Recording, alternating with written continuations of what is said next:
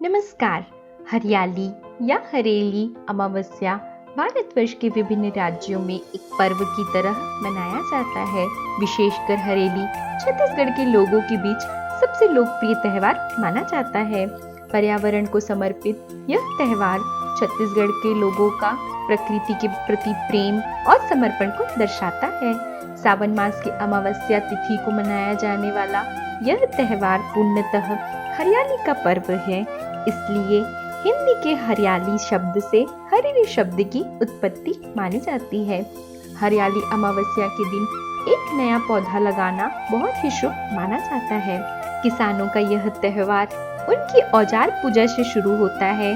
किसान आज काम पर नहीं जाते, वह घर पर ही खेत के औजार और उपकरण जैसे नागर, गैती, कुदाली, रापा इत्यादि की साफ सफाई कर पूजा करते हैं। साथ ही साथ बैलों व गायों की भी इस शुभ दिन पर पूजा की जाती है।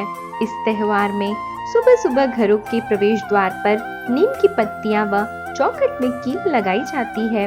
ऐसा माना जाता है कि द्वार पर नीम की पत्ती व कील लगाने से घर में रहने वाले लोगों की नकारात्मक शक्तियों से रक्षा होती है। हरेली में ग्रामीणों द्वारा अपने कुल देवी देवताओं का भी विशेष पूजन किया जाता है। विशेष पकवान जैसे गुड़ और चावल का चीला बनाकर मंदिरों में चढ़ाया जाता है।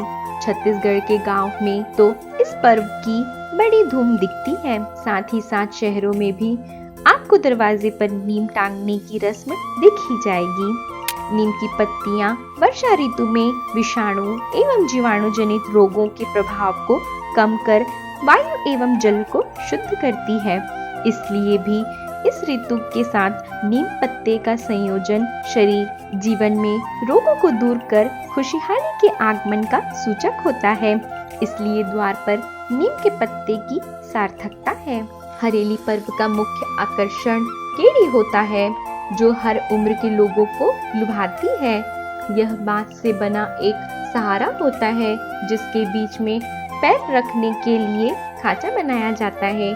गेड़ी की ऊंचाई हर कोई अपने हिसाब से तय करता है। कई जगहों पर 10 फीट से भी ऊंची गेड़ी देखने को मिलती है। हरियाली अमावस्या के दिन सभी लोग वृक्ष पूजा करने की प्रथा के अनुसार पीपल और तुलसी के पेड़ की पूजा करते हैं। हमारे धार्मिक ग्रंथों में पर्वत और पेड़ पौधों में भी ईश्वर वास करना बताया गया है।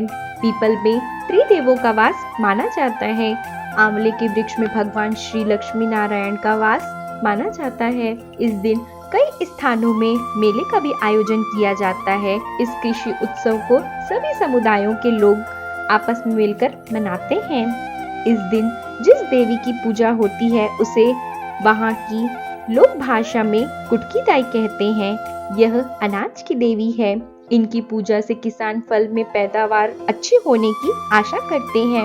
इस समय धान से बने पकवान के साथ साथ हरी साग सब्जियां जैसे कांदा भाजी, कोचई पत्ता, चौलाई भाजी तथा बोहार भाजी ग्रहण करने की प्रथा है।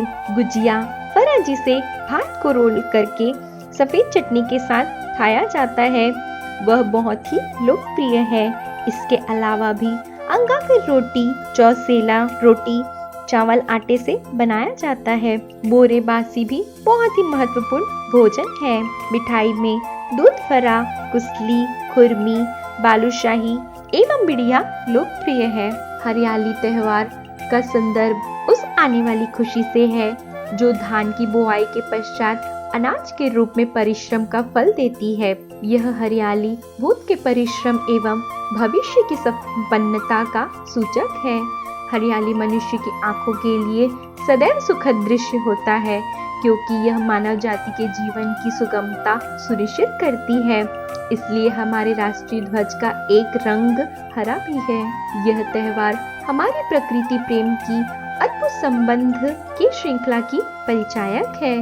यहाँ एक और मनुष्य विश्व के धनी देशों में अपने स्वार्थ के लिए प्रकृति के विनाश के लिए एक क्षण नहीं सोचता, वहीं एक गरीब देश के गरीब राज्य में यह महत्वपूर्ण सीख क्या विश्व के लिए प्रेरणादायी नहीं है। यह त्योहार तब से मनाया जाता है जब विश्व ने पर्यावरण को अपने सोच में भी एक तुच्छ स्थान प्रदान किया था और आज वही लोग विश्व पर्यावरण की महत्ता को समझ रहे हैं। इसलिए क्यों न हम अपनी छोटी छोटी खुशियों को प्रकृति के साथ बांटकर अपनी कृतज्ञता प्रकट करें। आप मनला हरेली तिहार के गाड़ा गाड़ा बधाई। धन्यवाद।